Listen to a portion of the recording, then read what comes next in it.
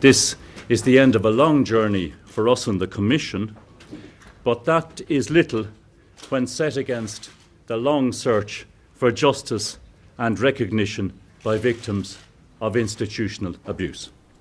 A 9-year investigation into Ireland's Roman Catholic-run institution says priests and nuns terrorized thousands of children, and government inspectors failed to stop chronic beatings, rapes, and humiliation.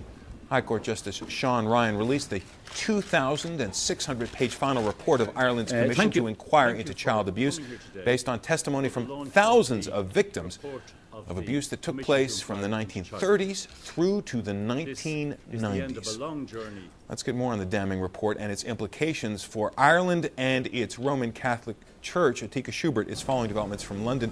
Atika, the numbers are stunning, but let me ask you, even at that, were these isolated cases? Were most of the institutions safe places to put children in their care? Well, this is what's so damning about this report, is that it says that this kind of physical and sexual abuse was endemic in many of the schools, and that there was a climate of fear. These so-called industrial schools were designed for kids who had been orphaned or had come from disadvantaged families, often that meant from unmarried mothers, and put into these institutions.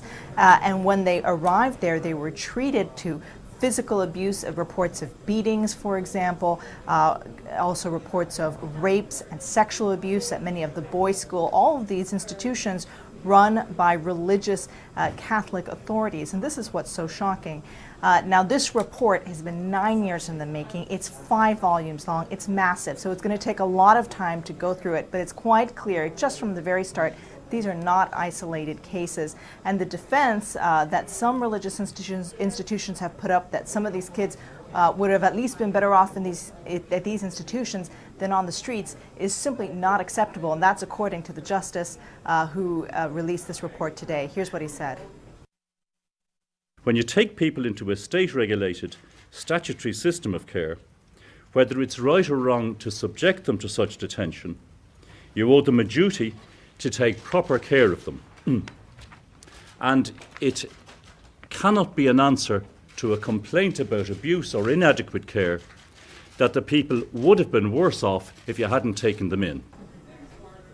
Now, we'll have to wait and see how victims respond to this. Again, it's a big report, but for now, victims say, well, they're happy that the problem has been acknowledged. They still want people to be named and shamed, and they want to see prosecutions at the end, Jonathan. Now, Justice Ryan was apparently anticipating some of the reaction he could expect from the church, or some that we've heard already, but now there is this enormous report.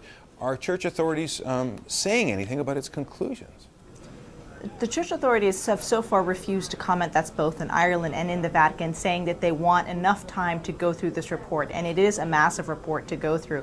But it's also interesting to note that even though the report goes through the extent of the abuse, it doesn't name anyone in particular. It's very specific about that, and it really just describes and acknowledges just how endemic this abuse was in the system.